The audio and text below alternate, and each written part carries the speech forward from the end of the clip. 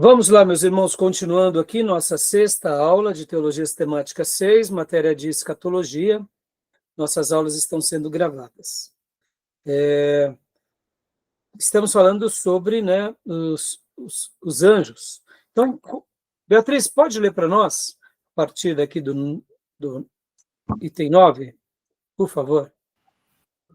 Os anjos não se casam. Jesus ensinou que na ressurreição as pessoas nem casam nem se dão em casamento. São, porém, como os anjos no céu. Mateus 22:30, conforme Lucas 20, 34 a 36. Isso sugeriria que os anjos não têm os delos familiares que existem entre os homens. As Escrituras tratam do assunto só nessa passagem. Por isso, não nos cabe nos enredar em especulações. Quando o autor está falando aqui, meus irmãos, é porque, inclusive, há muitos debates sobre essa questão dos anjos, e principalmente aquela passagem, como nós lembramos na última aula, sobre os filhos dos homens e os filhos de Deus, lá de Gênesis. Na minha concepção, meus irmãos, eu penso que essa passagem, ela esclarece tudo para nós. A ideia que fica aqui é que esses seres angelicais, lembrando que anjos, muitas vezes, é um sinônimo de todos os seres divinos, como eu mencionei há pouco, anjos, arcanjos, querubins, serafins, seres viventes. Então, na minha concepção, todos eles são assexuados. Logo, aquela passagem de Gênesis, mesmo que dê especulações diversas, para mim, aqui eu descanso em cima dessas palavras de Jesus, mostrando que o nosso corpo glorificado, ele vai se assemelhar aos anjos, mesmo sabendo que somos de gêneros distintos. Olha que loucura, hein? Nós, com corpo glorificados, não teremos mais a necessidade do sexo na vida eterna, e lá estaremos no estado definitivo. E essa questão, né, de nascimento, de proliferação, só se dá aqui, nessa terra. Então, na minha concepção, o debate de Gênesis sobre os filhos de Deus e os filhos dos homens, na minha concepção aqui, para mim, é um ponto final na discussão. Pastor, mas é só um texto. É como eu já disse há pouco, para mim um texto já é suficiente para um ensino. Eu respeito, né? A gente até conversou, o Marcos também expressou algumas coisas na aula passada, tem pastores que pensam também de forma diferente, teólogos, mas para mim, eu particularmente tenho isso como um princípio, né? Aqui o Gruden, quando ele fala não nos cabe enredar em especulações, é claro que ele está querendo dizer sobre essa questão aqui dos casamentos, né? De como vai ser a vida no céu, até nossa mesmo. Uma pessoa que teve 2 casamentos, como que ela vai viver em harmonia com 2 esposas ou com 2 maridos? Né? Então, assim, são discussões que para nós aqui é relevante, mas lá na vida eterna, por ser tudo perfeito, já se tornará irrelevante. Tá bom? Tudo bem até aí? E sobre o assunto dos filhos de Deus e dos filhos dos homens, uma hora a gente abre um debate, a gente debate com mais profundidade sobre esse assunto, né? Tá bom? Joia? Querem fazer alguma pergunta, alguma colocação? Então, pode ler o próximo para nós, Beatriz, por gentileza?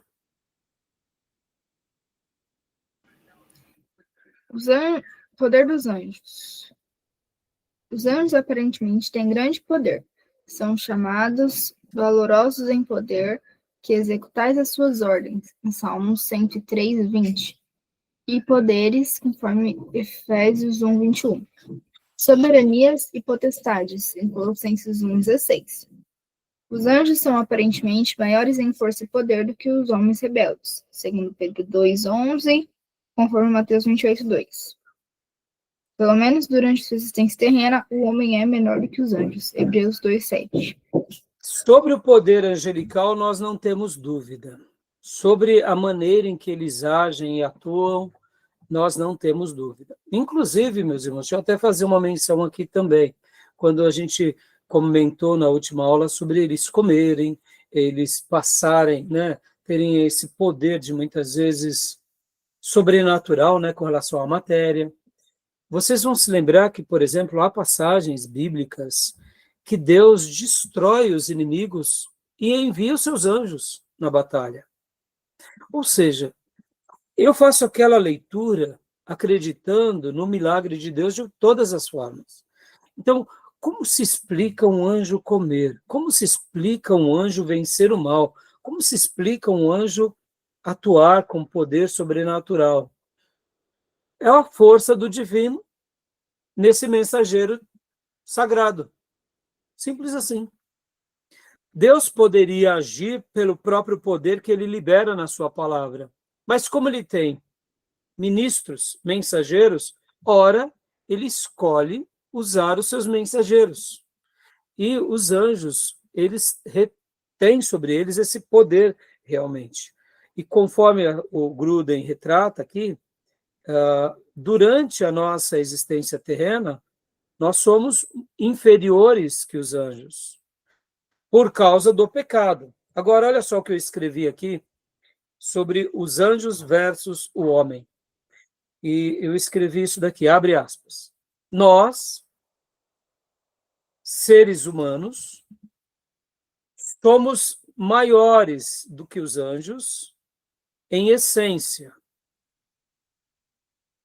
E somos menores nessa existência terrena e caída, até chegarmos na glorificação.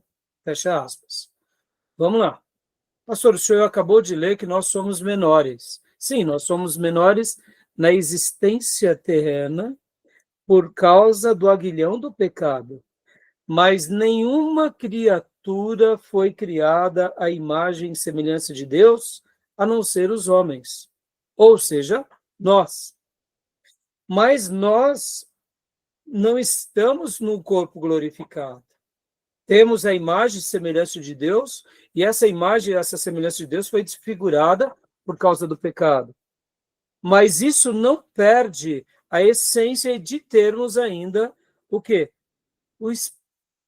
A imagem e a semelhança de Deus. Logo, como criação de Deus, somos aquilo que é chamado, né, a maior criação de Deus, o ápice da criação. No entanto, por causa do pecado, essa criação foi maculada. Então, na essência, somos maiores. Mas nessa existência terrena, somos menores por causa do pecado. Então, é importante a gente ter essa consideração quando a gente trata dos anjos, porque mesmo sendo maiores do que eles, e eles sendo os nossos conservos, ou seja, eles trabalham para Deus ao nosso serviço, mas eles estão numa posição superior a nós por causa das santidades que eles têm. Eles estão numa santidade tamanha que o menor dos anjos é maior do que todos nós. Porque nós estamos nessa carne fadada ao pecado, a essa natureza caída que pende para o mal. O bem que eu quero fazer não faço, mas o mal está sempre diante de nós. O anjo não passa por esse dilema e ele não escolheu viver esse dilema. E aqueles que escolheram por livre e espontânea vontade se tornaram demônios. E as decisões desses anjos que caíram foram decisões, entendemos, a Bíblia não fala, irrevogáveis. Porque como eles eram perfeitos na sua consciência, eles sabiam que se tomassem aquela decisão não teria mais volta. E voluntariamente tomaram e se rebelaram. Por isso que nós não vemos no maligno e nos maldosos, sejam eles Satanás ou demônios, o arrependimento. É uma atitude, pressupomos, consciente e irretratável. Interessante, né? Pode ver que nós temos o arrependimento como parte da nossa vida. Podemos nos arrepender. Eles não. Então, assim, é um mistério de Deus isso. Eu sei que é muito complexo, mas eu quis fazer essa comparação, né? Mostrando que somos maiores na essência não por nós e nem pelos nossos méritos, mas pelo nosso Criador, porque ele nos deu a sua imagem e a sua semelhança, ou seja, eu gosto de dizer aqui, leia-se, abre aspas, nós temos a fração do divino dentro de nós, nós temos o DNA divino em nós, fecha aspas. Não porque merecemos, mas porque Deus assim quis nos criar, diante da sua soberania e diante dos seus propósitos. Já toda a sua criação, por mais suntuosa e suprema, mesmo com os anjos mais importantes, ou seja, os arcanjos, eles não têm a imagem e semelhança de Deus, mesmo sendo ministros sagrados importantíssimos, eles não contêm essa essência que nós temos, tá bom? Então, enquanto estivermos aqui, eles são maiores, mas quando formos glorificados, seremos restaurados ao papel pelo qual ele nos designou, tá bom?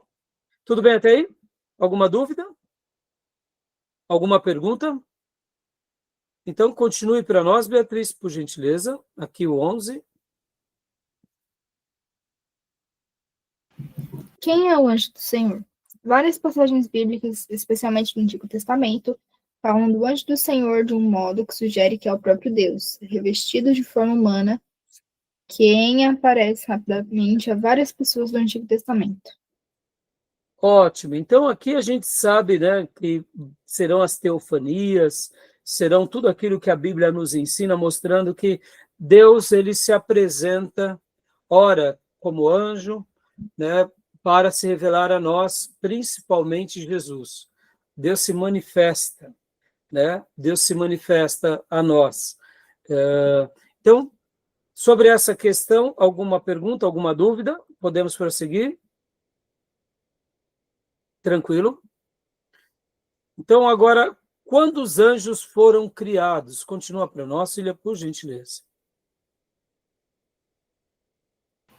Todos os anjos devem ter sido criados antes do 7º dia da criação, pois lemos: assim, pois, foram acabados os céus e a terra e todo o seu exército, em Gênesis 2:1.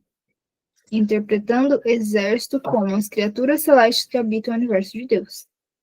Ainda mais explícito que isso é a declaração: em 6 dias fez o Senhor os céus e a terra, o mar e tudo que neles há, e ao 7º dia descansou, em Êxodo 20:11. Logo, todos os anjos foram criados no máximo até o 6º dia da criação. Aqui, meus irmãos, quando nós formos estudar um pouco sobre os dias da criação, vocês verão que no hebraico a palavra para dia é ion. Ion tem a ver com um período de tempo indeterminado, um dia de 24 horas, um período.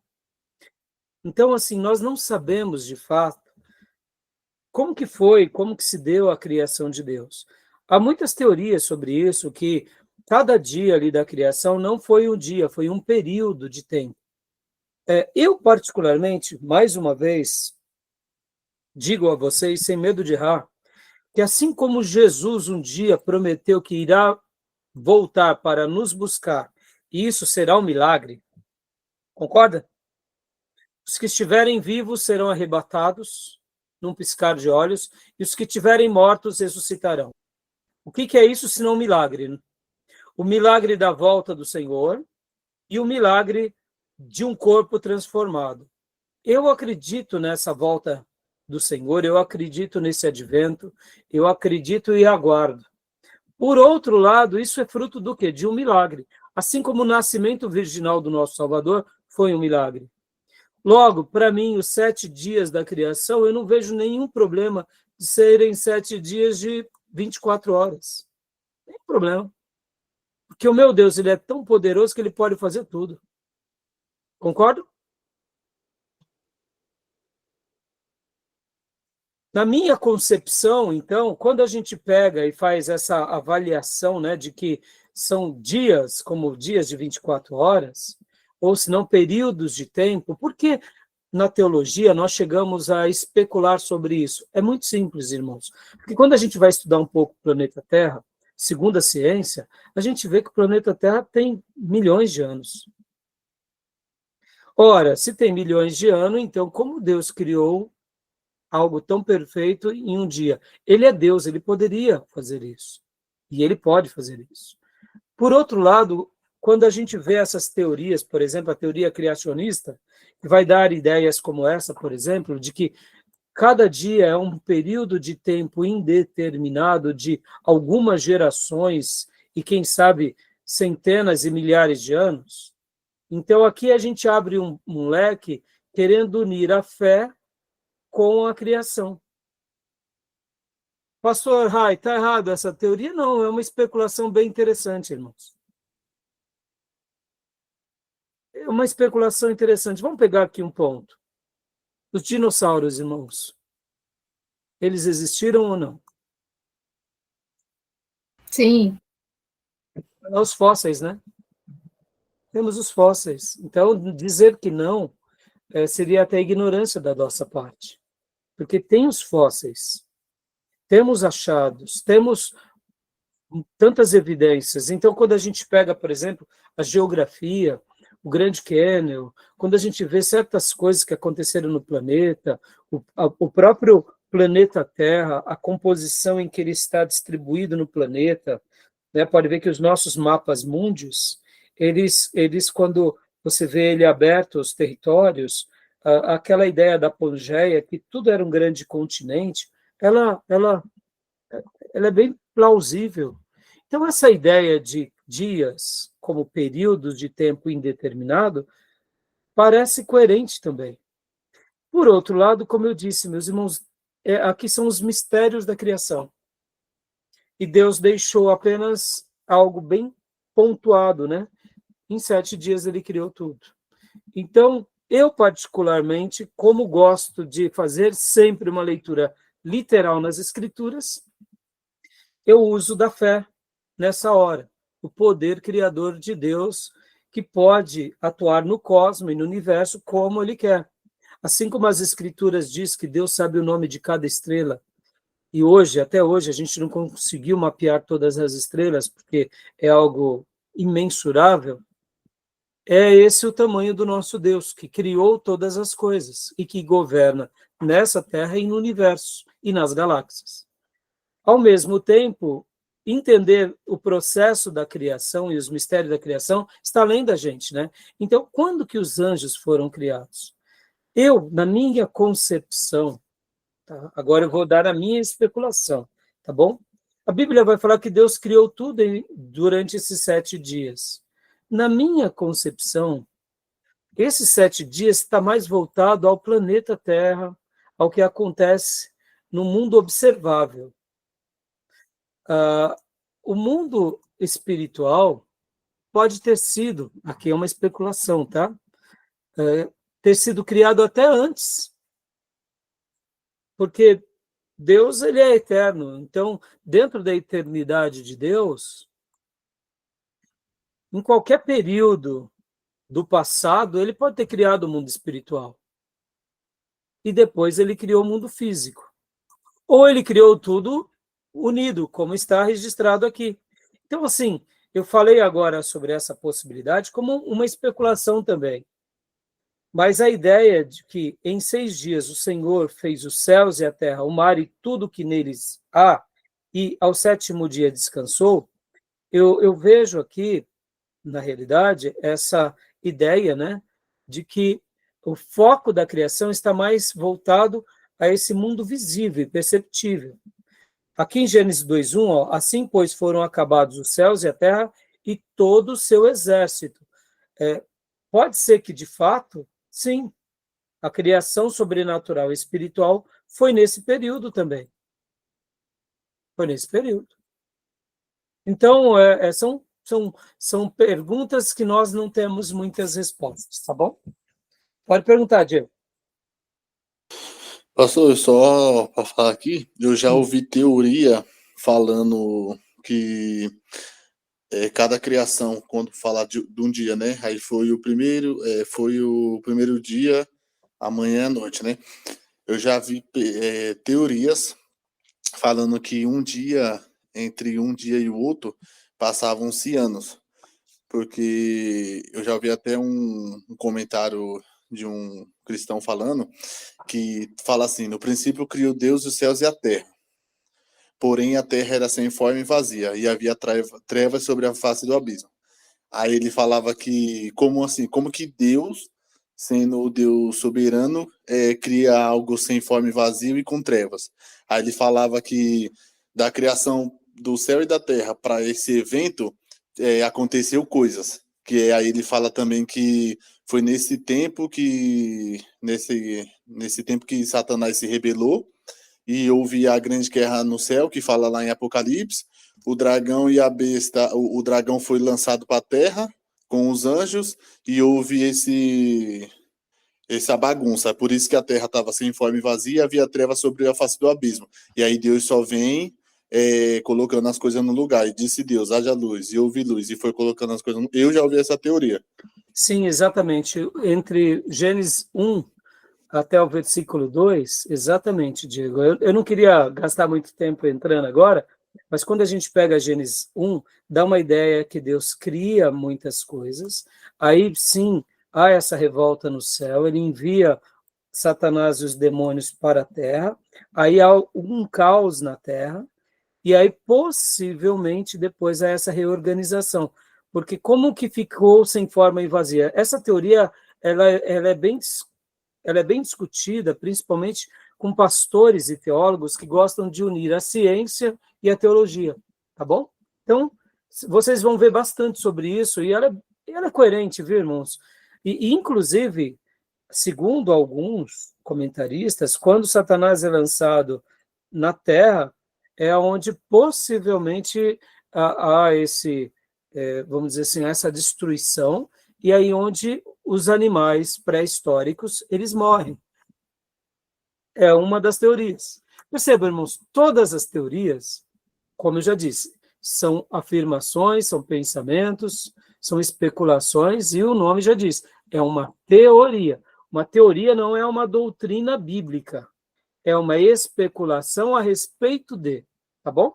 Por isso que a gente ouve e considera. Por exemplo, irmãos, geralmente nós falamos que nós não seguimos a teoria darwinista, que é a teoria da evolução. Nós dizemos que seguimos a teoria criacionista, que Deus cria todas as coisas. Só que guarde isso, a teoria criacionista também é uma teoria, tá? Ou seja, nós acreditamos mais nela porque vai intervir que Deus cria as coisas, só que na teoria criacionista também tem algumas ordens, que são teorias. E aí, faz parte da teoria.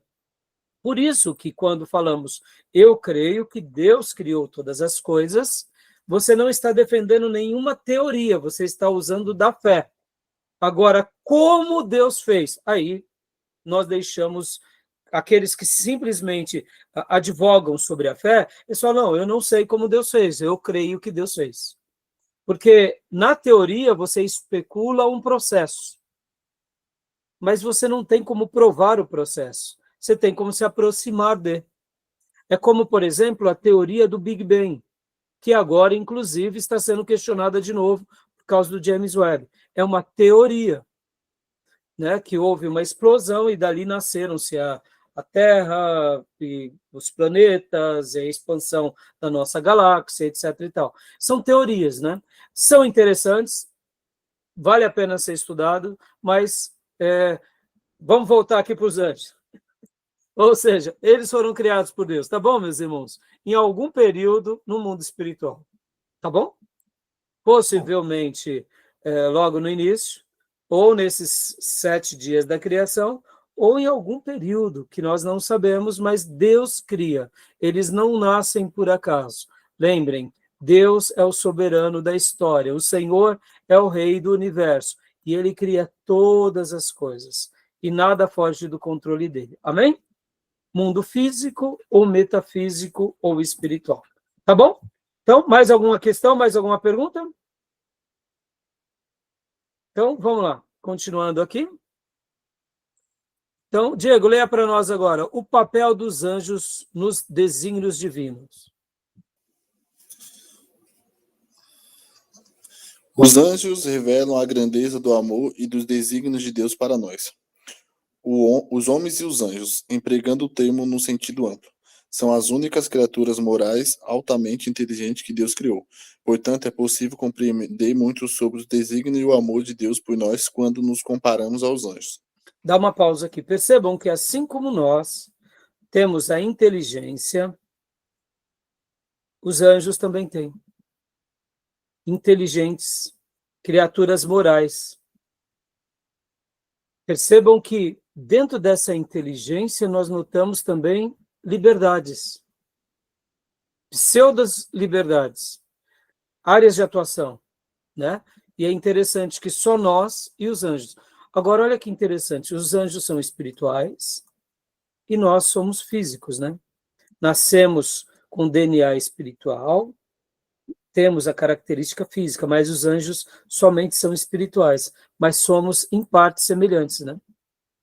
Tá bom? Alguma pergunta até aí?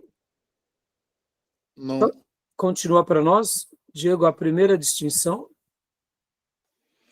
A primeira distinção a reparar é que jamais se diz que os anjos foram criados à imagem de Deus, enquanto várias vezes se afirma que os homens foram feitos à imagem do Criador. Gênesis 1, 26, 27, 9, 6. Como se a imagem de Deus significasse ser semelhante a Deus. Parece certo concluir que somos ainda mais semelhantes a Deus do que os anjos. Exatamente, como eu mencionei na minha frase no bloco anterior. Eu mencionei para vocês sobre isso, né? Nós somos seres humanos que, em essência, nascemos para ser a suprema criação de Deus, até mesmo comparando com seres espirituais. Não faço dessas palavras palavras de arrogância, mas faço dessas palavras respaldadas na revelação sagrada, na Bíblia, no Velho Testamento e no Novo. Por quê? Porque somos melhores? Não, porque a graça de Deus assim quis nos fazer. Só por isso, né? Então, continua para nós, Diego. 2. Os anjos nos fazem lembrar que o mundo invisível é real. Assim como os saduceus no tempo de Jesus diziam não haver ressurreição nem anjos, nem espírito, Atos 23, 8, também muitos nossos contemporâneos negam a realidade de qualquer coisa que não se possa ver. Mas o ensino bíblico sobre a existência dos anjos é para nós constante, lembrança que existe no mundo invisível bastante real. Só quando o Senhor abriu os olhos do servo de Eliseu, a realidade desse mundo invisível é que o servo viu que o monte estava cheio de cavalos e carros de fogo em redor de Eliseu. Segundo a Reis, capítulo 6, verso 17. Um grande exército de anjos enviado a Dotã para proteger Eliseu dos sírios. O salmista também demonstra consciência do mundo invisível ao encorajar os anjos. Louvai a todos os seus anjos. Louvai todos os seus anjos. Louvai a todas as suas legiões celestes. Então, meus irmãos, esse ponto aqui ele é muito legal porque ele nos desafia a crer no invisível. Sejamos honestos, irmãos. Diante de um mundo de maldade, de um mundo racional, de um mundo lógico, de um mundo em que as nossas percepções estão bem aguçadas, e uma fé bíblica consciente, eu diria, não ingênua, é muito fácil a gente deixar e esquecer o lado do sobrenatural. É muito fácil. É muito fácil a gente ir para uma fé mais racional, para especulações. É muito fácil. E eu acho que esse ponto aqui ele é bem desafiador para nós. É muito legal quando a gente recorda desse ponto, porque recordar desse ponto é lembrar, sim, que essa é uma característica que a gente não pode perder de vista nunca, de que o mundo invisível é real. Que há, sim, seres divinos da parte de Deus trabalhando, né, para poder nos proteger, nos guardar. E aqui, como igrejas que gostamos de estudar, tem hora que a gente peca nesse ponto, sabia? A gente começa a ficar tão racional, porque a gente estuda, a gente aprende, a gente memoriza, nós nos apropriamos das promessas de Deus, nós literalmente ajustamos agora a nossa vida com a agenda sagrada, e nas horas que a gente poderia exercitar essa fé, de pisar né, no invisível, a gente olha assim e fala assim, não, mas isso daqui vai ser crendice. E aí eu gostaria de, mais uma vez, dizer para vocês que a realidade invisível do mundo sobrenatural de Deus sempre vai existir, creiamos ou não. Então, se você tem a possibilidade de abrir o seu coração e a sua mente para essas questões do sobrenatural por parte dos anjos, arcanjos, querubins, serafins, todas sortes de seres divinos que trabalham para nos assistir, creiam nisso, meus irmãos. Sabe, eu particularmente, como eu mencionei há pouco no primeiro módulo para vocês, eu sempre fui uma pessoa muito racional. Eu amo lógica, eu amo cálculo, eu amo números. E um dos problemas de quem vive em cima dessa lógica, dos números, da racionalidade é esse. É porque o mundo de uma pessoa lógica, ele é 1 mais 1 é 2 o tempo todo. E quando você vai colocar um físico mais um espiritual, aí você fala, eu não estou vendo esse um espiritual, logo o lógico diz, só existe um físico. Só que essa lógica física, ela é só para essa vida. Para o metafísico, para o improvável, para o espiritual, é a lógica de Deus. E o mundo espiritual nos faz, no caso, né, voltando, esse mundo espiritual de anjos e arcanjos é para nos desafiar nesse invisível, é para nos desafiar sobre essa situação. Já já a gente vai entrar na parte de demônios. E por que eu estou falando tudo isso e estou gastando esse tempo e estou até sendo um pouco redundante no aspecto dos anjos? Porque, meus irmãos, quando a gente vai lutar contra as trevas, essa perspectiva é muito importante. Porque muitas vezes não é a pessoa no físico ali, são demônios que escravizam aquela pessoa.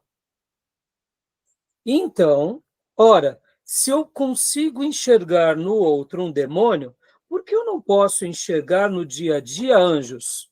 Está entendendo? Não é lógico, né?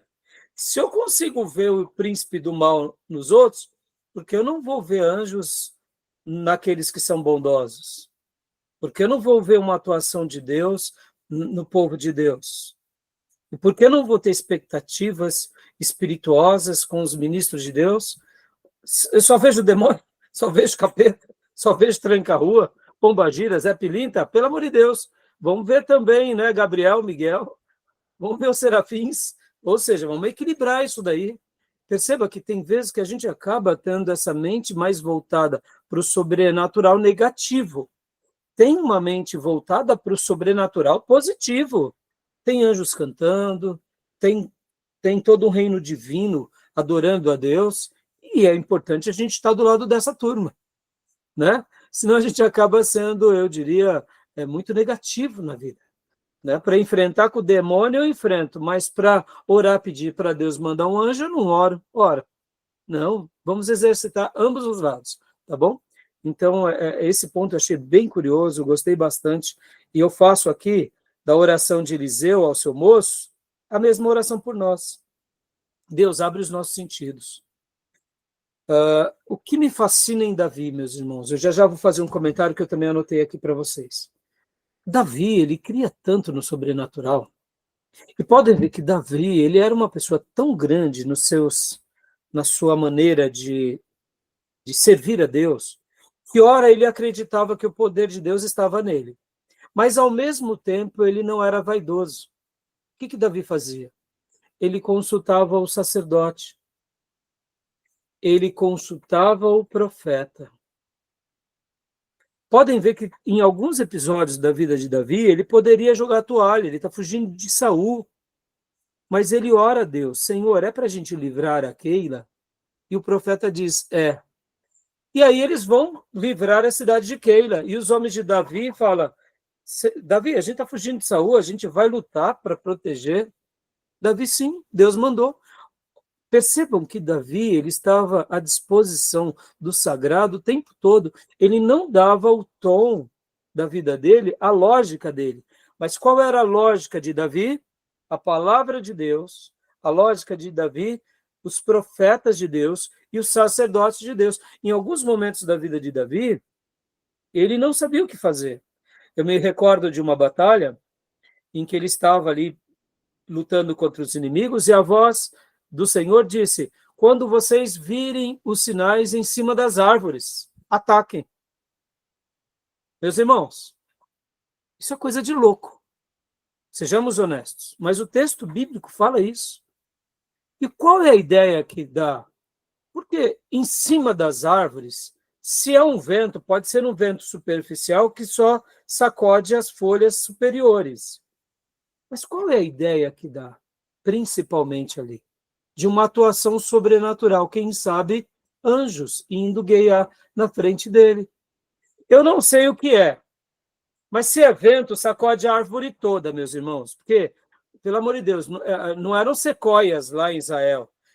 Sequoias são aquelas árvores americanas gigantes, né? E a gente sabe que tem correntes de ventos em cima. Não sei te dizer, mas eu só sei que o texto bíblico diz que esse era o sinal de Deus, e Davi fica ali com seus homens esperando o sinal.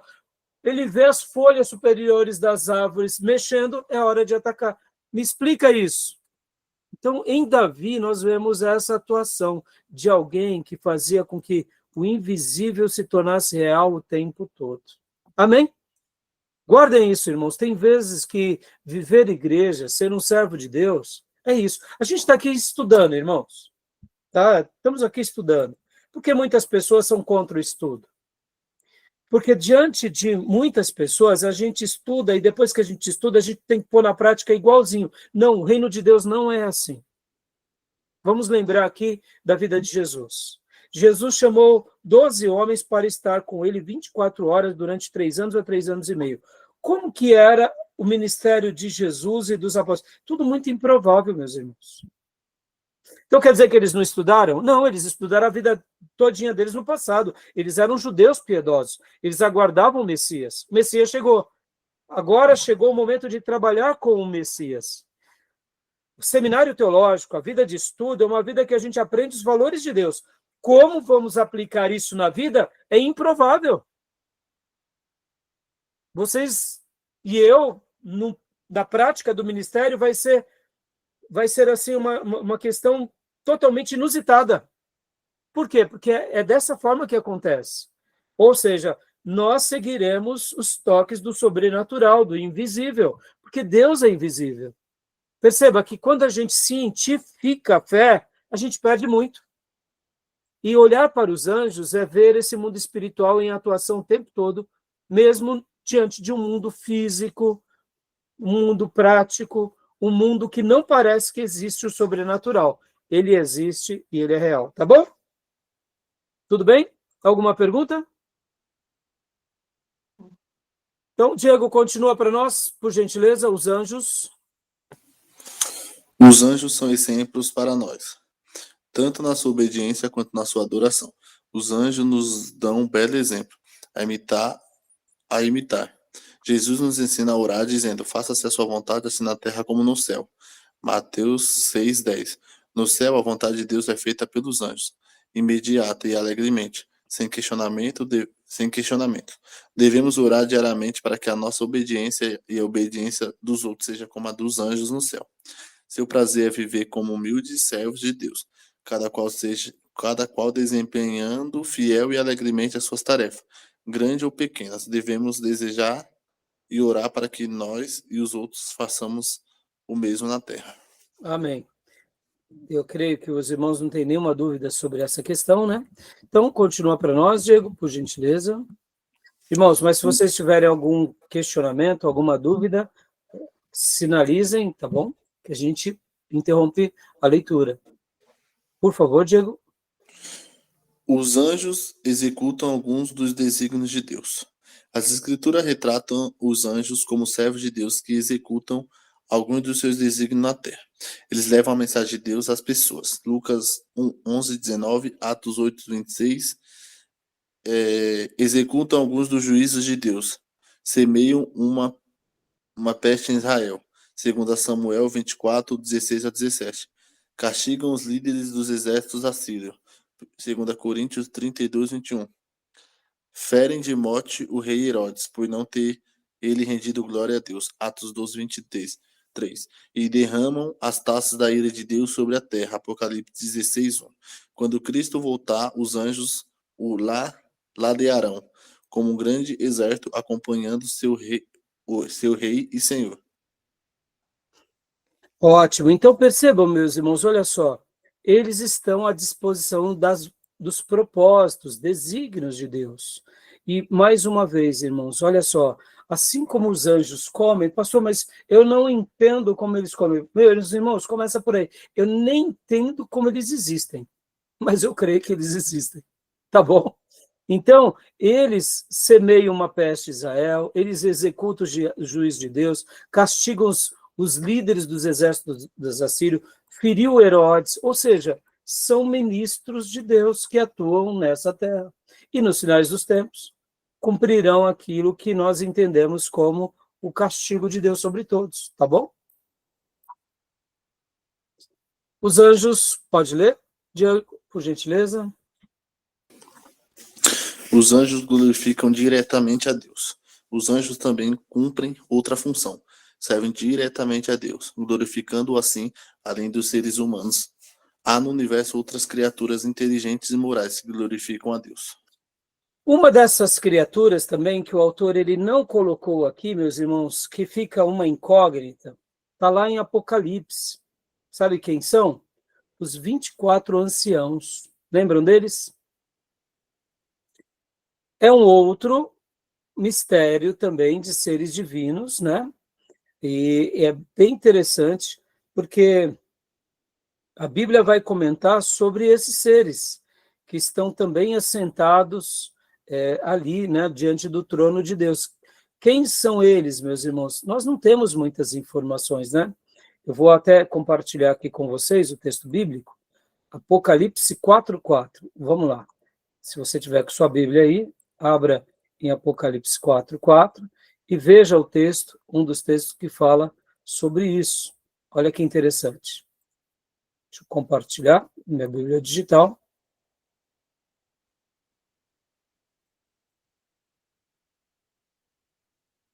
Aquele, pois, que estava sentado tinha a fisionomia semelhante às pedras lapidadas de diamante e sardônio. Ao redor do trono reluzia um arco-íris. Não, desculpa. Eu li o 3. Deixa eu só. Opa, um segundinho aqui. Deixa eu compartilhar a tela que não foi. Não compartilhou, né? Foi agora? Foi. Aqui, versículo 4. Havia também ao redor do trono 24 tronos, e sobre os tronos via sentados 24 anciãos, vestidos de brancos, que tinham nas suas cabeças coroas de asas. Aqui também, meus irmãos, nós não temos muitas informações sobre quem eles eram, o que fazem. O texto só mostra que são anciãos, e é uma descrição bem típica aqui do Apocalipse. Vai se repetir também lá em Apocalipse 5, do 8 ao 14, Apocalipse 11, do 16 ao 18, e Apocalipse 19, 4. Então, esses textos mostram essa figura, né, desses 24 anciãos.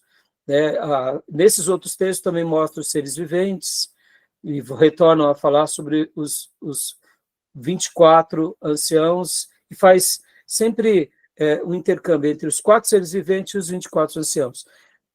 Deduzo que esses anciãos aqui também não sejam pessoas, sejam seres celestiais, assim como os 4 seres viventes, tá bom, meus irmãos? A Bíblia não fala muito sobre eles, então eu me limito a crer que eles existam.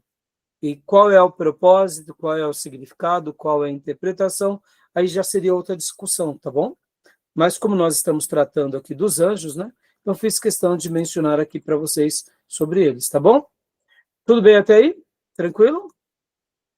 Então vamos voltar aqui para o texto.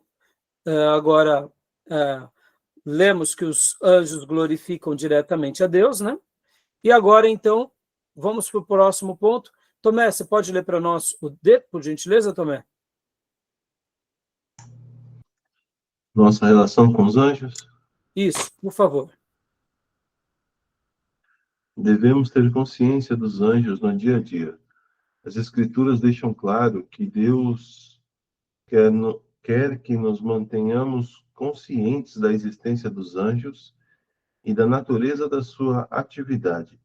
Não devemos, portanto, supor que a doutrina bíblica sobre os anjos não tem absolutamente nada que ver conosco hoje. Antes, a vida dos cristãos se enriquece em vários aspectos pela consciência da existência e do mistério dos anjos no mundo de hoje. Joia. Então, querem fazer algum comentário sobre isso que acabamos de ver? Alguma dúvida? Eu creio que já comentei bastante, né, sobre essa questão, sobre essa relação, né, no dia a dia. 2, pode ler para nós, Tomé, por gentileza? Precauções a tomar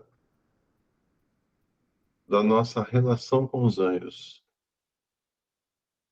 Recuse-se a receber falsas doutrinas de anjos. A Bíblia nos alerta para o perigo de receber falsas doutrinas de supostos anjos. Abre aspas, mas ainda que nós ou mesmo um anjo vindo do céu vos pregue evangelho que vá além do que temos pregado, seja anátema. Fecha aspas. Gálatas 1:8. Paulo faz esse alerta porque sabe que existe a possibilidade da fraude.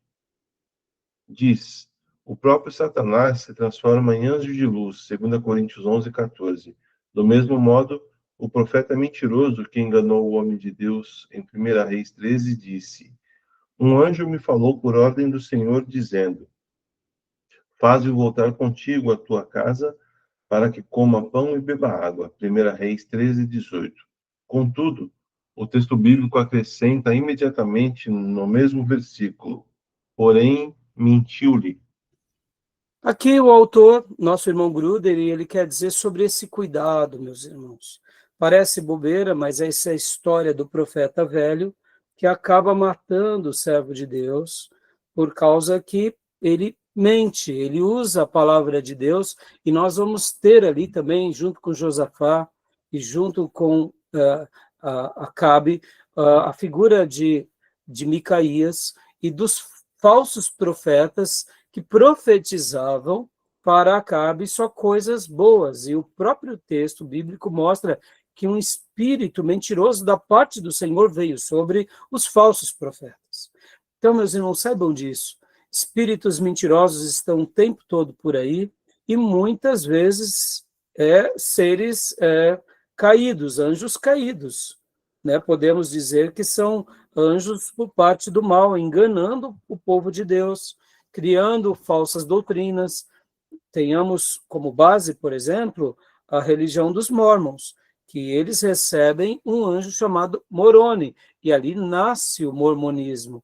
Então, percebam, tudo isso, se os Mormons tivessem firmados na palavra de Deus, eles jamais aceitariam essa revelação, porque o texto bíblico diz que o próprio Satanás se transforma em anjo de luz. E aqui, meus irmãos, pode fazer a aplicação que você desejar.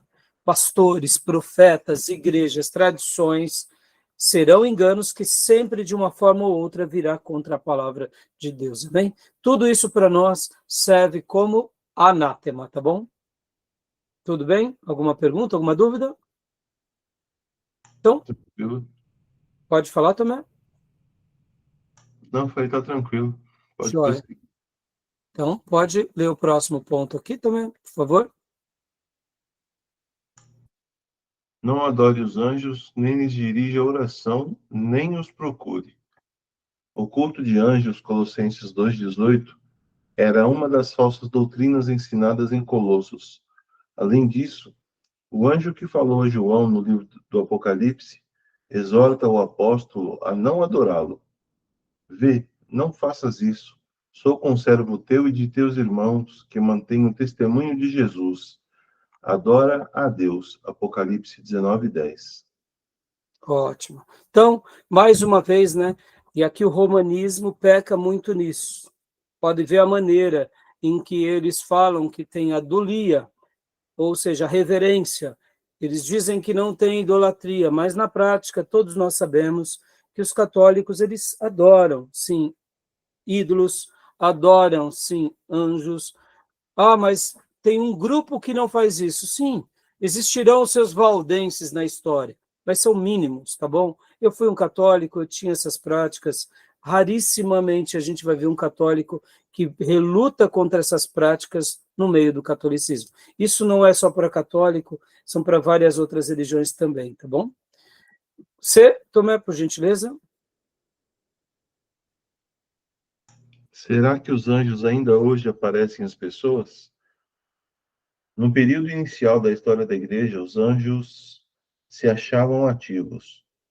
Um anjo disse a Filipe que viajasse para o sul, tomando a estrada que ia de Jerusalém a Gaza. Atos 8, 26. Orientou Cornélio a enviar um mensageiro até Jope para mandar chamar Pedro. Atos 10, de 3 a 6. Exortou Pedro a que se erguesse para sair da prisão. Atos 12, de 6 a 11. E prometeu a Paulo que ninguém do navio pereceria e que ele, assim, compareceria perante César. Atos 27, 23 a 24. Além disso, o autor de Hebreus encoraja seus leitores, nenhum deles apóstolos, nem mesmo crentes da primeira geração ligada aos apóstolos. Ver Hebreus 12, 2, 3. Aqui eles continuem a demonstrar hospitalidade a estranhos, aparentemente com a expectativa de que também possam um dia receber anjos sem o perceber. Hebreus 13, 2. Amém, meus irmãos. Eu insisto com vocês aqui, ó. Somos um seminário teológico, ortodoxo, escriturístico. Gosto demais da cozinha tradicional, histórica, reformada, avivada. Creiamos sim que isso pode acontecer conosco hoje. Amém. Esperemos em Deus todos os seus sinais e milagres e fiquemos abertos, quem sabe, a ser contemplado como foi Filipe, como foi Cornélio, como foi Paulo, ou como foram muitos dos irmãos aqui dos Hebreus que foram encorajados.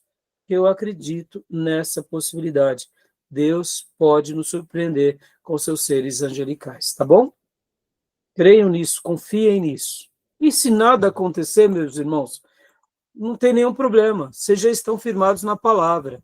Temos já o Senhor sobre tudo, tá bom? Não duvidem das Escrituras. Tá joia, meus irmãos? Amém? Sim.